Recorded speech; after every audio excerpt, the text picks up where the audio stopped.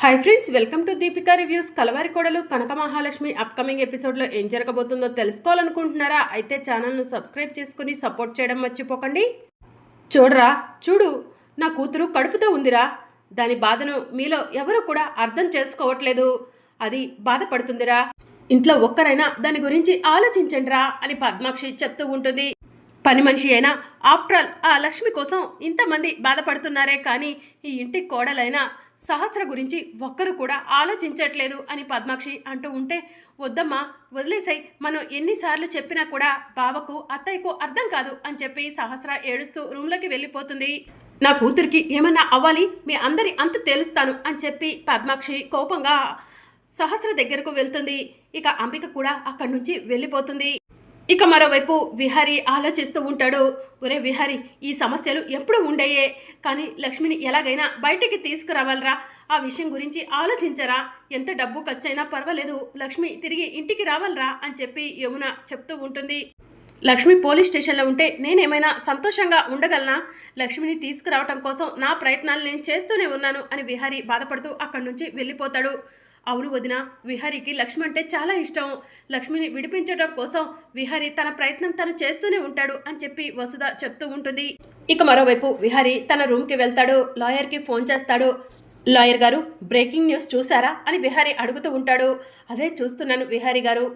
లక్ష్మిని police station నుంచి బయటకు రాకుండా చేయడం కోసం బాగానే కుట్ర పన్నుతున్నారు. అసలు ఇదంతా చేస్తుంది ఎవరో అర్థం కావట్లేదు అని చెప్పి లాయర్ చెప్తూ ఉంటాడు. లక్ష్మిని రేపే కోర్టుకు తీసుకెళ్లేది. ఎట్టి పరిస్థితుల్లో లక్ష్మిని మీరే బయటికి తీసుకురావాలి లాయర్ గారు అని చెప్పి విహారీ చెప్తూ ఉంటాడు. కోర్టుకు కావాల్సింది సాక్ష్యం. లక్ష్మి ఏ తప్పు చేయలేదని నిరూపించడానికి మన దగ్గర ఎలాంటి సాక్ష్యం లేదు కదా అని లాయర్ చెప్తూ ఉంటే, లాయర్ గారు, అసలు ఆ బ్రోకర్ హౌస్ని నడుపుతుంది ఎవరో, వాణ్ణి పట్టుకుంటే లక్ష్మి ఆ బ్రోకర్ హౌస్లో పని చేస్తుందో లేదా అన్నది జడ్జి గారికి వాడే చెప్తాడు కదా. ఆ విధంగా లక్ష్మి ఏ తప్పు చేయలేదని నిరూపించవచ్చు కదా అని విహారీ చెప్తూ ఉంటాడు. నేను ఆ పనిలోనే ఉన్నాను విహారీ గారు. ఆ బ్రోకర్ హౌస్ నడిపేవాడు ఎవడో దొరికితే కనుక లక్ష్మిని మనం సేవ్ చేసుకోవచ్చు అని లాయర్ చెప్తూ ఉంటాడు. సరే లాయర్ గారు, మీ ప్రయత్నం మీరు చేస్తూ ఉండండి, నా ప్రయత్నం నేను చేస్తాను అని విహారీ చెప్తూ ఉంటాడు. ఇదంతా కూడా అంబిక చాటుగా ఉండి వింటూ ఉంటుంది. వెంటనే పద్మాక్షి వాళ్ళ దగ్గరకు వెళ్ళి, అక్క, రేపే ఆ లక్ష్మిని కోర్టుకు తీసుకెళ్లేది. ఆ లక్ష్మి ఈ ఇంట్లో ఉన్నంత కాలం సహస్ర కాపురం చక్కబడదు. సహస్ర కాపురం చక్కబడాలంటే ఆ లక్ష్మి 4 సంవత్సరాలైనా జైల్లో ఉండాలి అని చెప్పి అంబిక చెప్తూ ఉంటుంది. రెడీ హ్యాండెడ్గా దొరికింది కదా పిన్ని, జైల్లో శిక్ష అనుభవించక తప్పదు కదా అని చెప్పి సహస్ర అంటూ ఉంటుంది. విహారీ తలుచుకుంటే ఆ లక్ష్మిని ఎలాగైనా బయటికి తీసుకొస్తాడు సహస్ర. విహారీని నువ్వు తక్కువ అంచనా వేస్తున్నావు. రేపు విహారీ కోర్టుకు వెళ్లకుండా చూడండి. నేను కోర్టులో ఆ లక్ష్మికి శిక్ష పడేలా అన్ని ప్లాను చేసేశాను అని చెప్పి అంబిక చెప్తూ ఉంటుంది. నా కూతురు కాపురం చక్కబెట్టడం కోసం నేను ఎన్నో ప్రయత్నాలు చేశాను, కానీ చక్కబడలేదు. ఈ విధంగా చక్కబడుతుందంటే తప్పకుండా నేను విహారీని కోర్టుకు వెళ్లకుండా చూస్తాను అంబిక అని చెప్పి పద్మాక్షి చెప్తూ ఉంటుంది. సరే అక్క, మిగతాదంతా నేను చూసుకుంటాను అని అంబిక చెప్తూ ఉంటుంది. ఇక మరోవైపు సహస్ర ఆలోచిస్తూ ఉంటుంది. ఏ విషయం గురించి ఆలోచిస్తున్నావే అని పద్మాక్షి అడుగుతూ ఉంటుంది. ఇంకేముందమ్మా ఆలోచించడానికి, ఆ లక్ష్మి గురించి. ఆ లక్ష్మి పీడ విరగడైపోతుంది కదా. ఇన్ని రోజులు బావ తన వైపు ఉన్నాడని ఆ లక్ష్మి విర్రవీగింది కదమ్మా. ఈ సమయంలో ఆ లక్ష్మి మొహం చూడాలనుందమ్మా అని సహస్ర అంటుంది. ఎందుకే లేనిపోని తలనొప్పులు తెచ్చి పెట్టుకుంటా అంటావు అని చెప్పి పద్మాక్షి అంటూ ఉంటుంది. ప్లీజ్ అమ్మా, ఒక్కసారి ఆ లక్ష్మిని చూడాలి. దాని జీవితం జైలుకే పరిమితమని దాన్ని వెక్కిరించాలమ్మా అని సహస్ర అంటూ ఉంటుంది. సరే సహస్ర, నీ సంతోషాన్ని నేనెందుకు కాదంటాను. తప్పకుండా పోలీస్ స్టేషన్కు వెళ్దాము, ఆ లక్ష్మిని కలుద్దాము, దాని పొగరు, అహంకారం, గర్వాన్ని అణిచేద్దాం అని చెప్పి పద్మాక్షి చెప్తూ ఉంటుంది. అది సరే అమ్మా, బావను కోర్టుకు వెళ్లకుండా ఎలా ఆపుతావు అని సహస్ర అంటూ ఉంటుంది. రేపటి సంగతి కదవే, అప్పుడు ఆలోచిద్దాంలే. ముందైతే ఆ లక్ష్మిని కలుస్తా అంటున్నావు కదా, పద వెళ్దాం అని చెప్పి పద్మాక్షి సహస్ర పోలీస్ స్టేషన్కు వెళ్తారు. ఎవరు కావాలి అని కానిస్టేబుల్ పద్మాక్షి సహస్రను అడుగుతూ ఉంటుంది. లక్ష్మి కావాలి అని చెప్పి పద్మాక్షి సహస్ర చెప్తూ ఉంటారు. లక్ష్మికి మీరు ఏమవుతారండి అని కానిస్టేబుల్ అంటూ ఉంటుంది. లక్ష్మి మా ఇంట్లోనే పనిచేస్తుంది అని చెప్పి పద్మాక్షి సహస్ర చెప్తూ ఉంటారు. మీ ఇద్దరిని చూస్తుంటే చాలా మంచి వాళ్ళ అనిపిస్తుంది. లక్ష్మి గురించి మీకు ఒక ముఖ్యమైన విషయం చెప్పాలండి అని చెప్పి కానిస్టేబుల్ చెప్తూ ఉంటుంది. లక్ష్మి గురించి ముఖ్యమైన విషయం చెప్పాలా, ఏంటది అని పద్మాక్షి కానిస్టేబుల్ని అడుగుతూ ఉంటుంది. అలా పక్కకు రండి చెప్తాను అని కానిస్టేబుల్ పద్మాక్షి సహస్రను తీసుకొని పక్కకు వెళ్తుంది. తొందరగా చెప్పండి, లక్ష్మి గురించి ఏం చెప్పాలనుకుంటున్నారు అని చెప్పి పద్మాక్షి సహస్ర అడుగుతూ ఉంటే, లక్ష్మి ప్రెగ్నెంట్ అండి, ఆ విషయం చెప్పడానికే నేను మిమ్మల్ని పక్కకు తీసుకొచ్చాను అని కానిస్టేబుల్ చెప్తూ ఉంటుంది. వాట్, నువ్వు చెప్పేది నిజమా అని పద్మాక్షి అడుగుతూ ఉంటుంది. అవునండి, లక్ష్మిని నిన్న మా ఎస్ఐ గారు కొట్టినప్పుడు లక్ష్మి కళ్ళు తిరిగి పడిపోయింది. అప్పుడు లక్ష్మి పల్స్ పట్టుకొని నేను చెక్ చేశాను. లక్ష్మి ప్రెగ్నెంట్ అండి, కన్ఫర్మే అని లక్ష్మి చెప్తూ ఉంటుంది. ఆ మాట వినగానే పద్మాక్షి సహస్ర షాక్ అవుతారు. ఏమండి, మీరు లక్ష్మికి మంచి చేసే వల్ల అనిపిస్తున్నారు, అందుకే మీకు అసలు నిజం చెప్పానండి. ఎలాగైనా సరే లక్ష్మిని కాపాడుకొని ఇంటికి తీసుకెళ్ళండి. కడుపుతో ఉన్నవాళ్ళు ఇలా పోలీస్ స్టేషన్లో జైల్లో ఉండటం మంచిది కాదండి అని కానిస్టేబుల్ చెప్తూ ఉంటుంది. సరే మేము మళ్ళీ కలుస్తాము అని చెప్పి పద్మాక్షి కానిస్టేబుల్కి చెప్పి, సహస్ర రావే వెళ్దాం అని చెప్పి అంటూ ఉంటుంది. ఆగండి ఆగండి అని చెప్పి కానిస్టేబుల్ పిలుస్తూ ఉన్నా కూడా పద్మాక్షి సహస్ర వినిపించుకోకుండా కంగారుగా వెళ్తూ ఉంటారు. అమ్మా, ఇదేంటమ్మా, మనం ఊహించింది జరిగింది అని చెప్పి సహస్ర అడుగుతూ ఉంటుంది. అది నాకు కూడా అర్థం కావట్లేదే. మనం ఆ లక్ష్మిని 4 సంవత్సరాలైనా జైల్లో ఉండేలా చేద్దాం అనుకున్నాము, కానీ ఇప్పుడు ఆ లక్ష్మి ప్రెగ్నెంట్ అని తెలిసింది. ఇప్పుడు లక్ష్మిని మనం జైలుకు పంపిస్తే ఎలానే? నీకు మరో 6 నెలల్లో బిడ్డను ఇవ్వబోయేది ఆ లక్ష్మే కదవే అని చెప్పి పద్మాక్షి అంటూ ఉంటుంది. ఇప్పుడు ఏం చేద్దామమ్మా, ఏదో ఒకటి చేసి లక్ష్మిని బయటికి తీసుకురమ్మా అని చెప్పి సహస్ర అంటూ ఉంటుంది. నువ్వు ఆగవే, కాస్త నన్ను ఆలోచించుకొనివ్వే అని పద్మాక్షి సహస్రతో చెప్తూ ఉంటుంది. ఎన్ని విధాలుగా మనం ఆలోచించినా కూడా లక్ష్మి బిడ్డే మనకు సేఫ్ అమ్మా. లక్ష్మి బిడ్డ అయితేనే రేపటి రోజున బావకు నిజం తెలిసిపోయినా కూడా బావ మనల్ని క్షమిస్తాడు. లక్ష్మి బిడ్డ కాబట్టి బిడ్డను మంచిగా చూసుకుంటాడు. రేపటి రోజున నిజం తెలిసినా కూడా మనకు సమస్య రాకుండా ఉంటుందమ్మా. ప్లీజ్ అమ్మా, ఏదో ఒకటి చెయ్యి, లక్ష్మిని నువ్వే విడిపించమ్మా అని చెప్పి సహస్ర అంటూ ఉంటుంది. సరే సహస్ర, నా ప్రయత్నం నేను చేస్తాను అని పద్మాక్షి చెప్తూ ఉంటుంది. ఇక కానిస్టేబుల్, ఇదేంటి, వీళ్లకు లక్ష్మి ప్రెగ్నెంట్ అని చెప్తే లక్ష్మిని పలకరించి ఫ్రూట్స్ ఇచ్చి వెళ్ళాలి, కానీ అలా కంగారుగా వెళ్ళిపోయారు. వీళ్ళు అసలు లక్ష్మికి మంచి చేసేవాళ్ళేనా, లేకపోతే మా ఎస్ఐకి తగిన మనుషుల్లాంటి వాళ్ళేనా వీళ్ళు కూడా అని కానిస్టేబుల్ ఆలోచిస్తూ ఉంటుంది. ఇక విహారికి ఏం చేయాలో అర్థం కాక ఆలోచిస్తూ ఉంటాడు. ఇక మరోవైపు యమున విహారీ దగ్గరకు వచ్చి, ఒరే విహారీ, లక్ష్మిని ఎలాగైనా కాపాడరా అని చెప్పి అడుగుతూ ఉంటుంది. సరే అమ్మా, నా ప్రయత్నం నేను చేస్తున్నా అని చెప్తున్నాను కదమ్మా, కాస్త అర్థం చేసుకో అని విహారీ చెప్తూ ఉంటాడు. లక్ష్మికి ఏమైనా అయితే నేను ఊరుకోను విహారీ అని చెప్పి యమున విహారీకి చెప్తూ ఉంటుంది. ఇక మరోవైపు మార్నింగ్ అవుతుంది. లక్ష్మిని కోర్టుకు తీసుకెళ్లటానికి పోలీసులు అన్ని సిద్ధం చేస్తూ ఉంటారు. ఇక మరోవైపు విహారీ కుటుంబ సభ్యులు కూడా కోర్టు దగ్గర లక్ష్మి కోసం ఎదురు చూస్తూ ఉంటారు. ఇదేంటి, విహారీని కోర్టు దగ్గరకు రాకుండా చూడమని పద్మాక్షి అక్కకు చెప్తే సరే అన్నది, ఇప్పుడు పద్మాక్షి అక్క అసలు విహారీని ఏమీ అనట్లేదు. ఇప్పుడు ఏం జరుగుతుందో ఏంటో అని చెప్పి అంబిక ఆలోచిస్తూ ఉంటుంది. ఇక లక్ష్మిని తీసుకొని పోలీసులు రాగానే యమున, వసుధ, చారుకేశ పరిగెత్తుకుంటూ లక్ష్మి దగ్గరకు వెళ్తారు. అమ్మ లక్ష్మి అని చెప్పి అంటూ ఉంటే, యమునమ్మ అని చెప్పి లక్ష్మి యమునను హగ్ చేసుకొని ఏడుస్తూ ఉంటుంది. అమ్మ లక్ష్మి, నువ్వు బాధపడకు, నువ్వు ఏ తప్పు చేయలేదని నిరూపించి నిన్ను బయటికి తీసుకొస్తామమ్మా అని చెప్పి యమున చెప్తూ ఉంటుంది.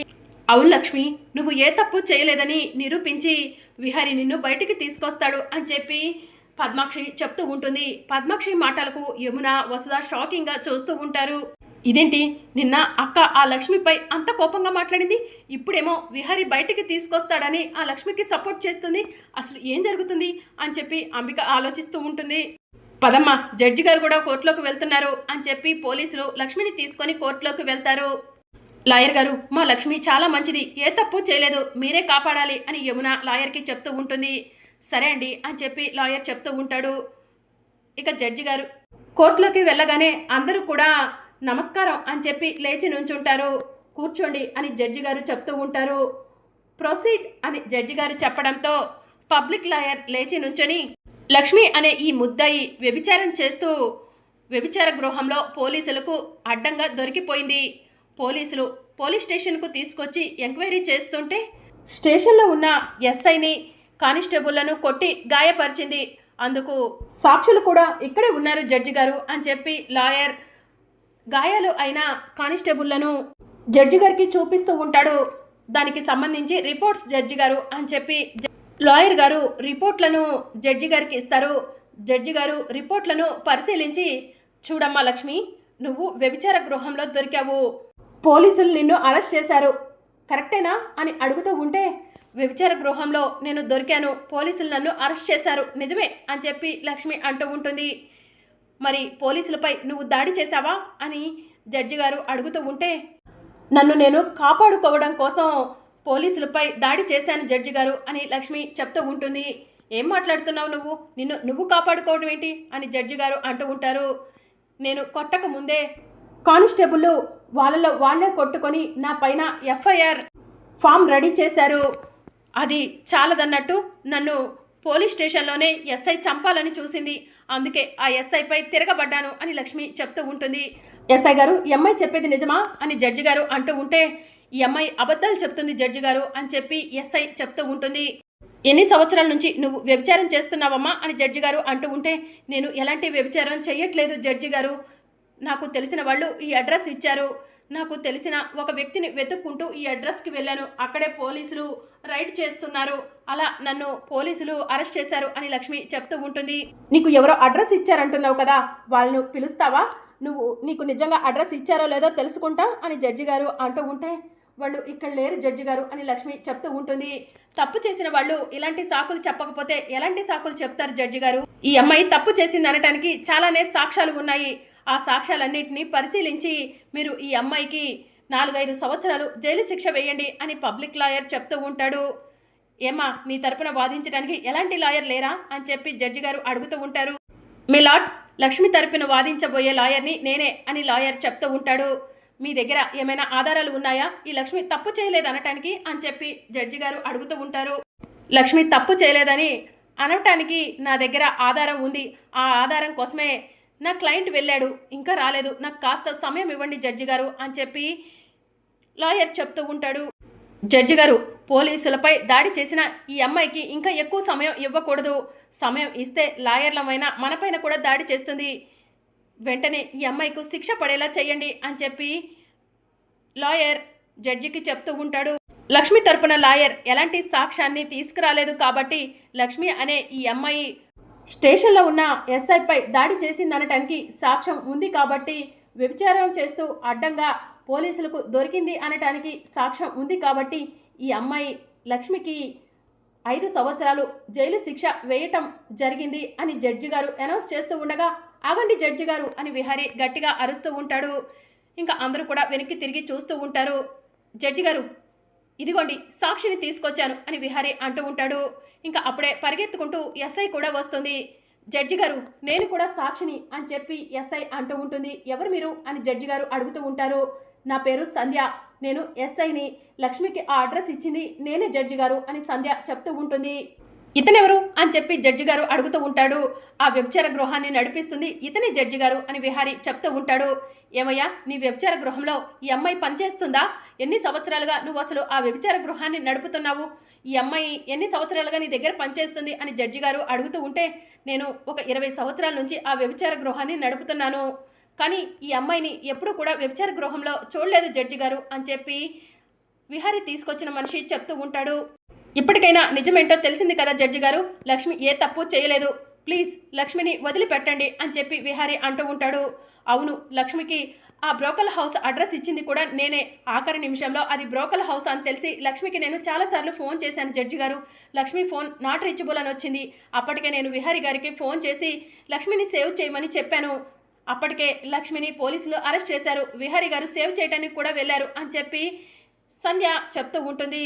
సాక్ష్యాలను ఆధారాలను పరిశీలించిన మీదట లక్ష్మి అనే ఈ అమ్మాయి ఎలాంటి తప్పు చేయలేదని కోర్టు వారు నమ్ముతున్నారు కాబట్టి లక్ష్మిని నిర్దోషిగా పరిగణించి విడుదల చేయటమైంది అని జడ్జి గారు చెప్పడంతో కోర్టులో విహారీ, చారుకేశ, వసుధ, యమున సంతోషపడుతూ ఉంటారు. మరి అప్కమింగ్ ఎపిసోడ్లో ఏం జరగనుందో తెలుసుకోవాలనుకుంటున్నారా? అయితే ఛానల్ను సబ్స్క్రైబ్ చేసుకోండి.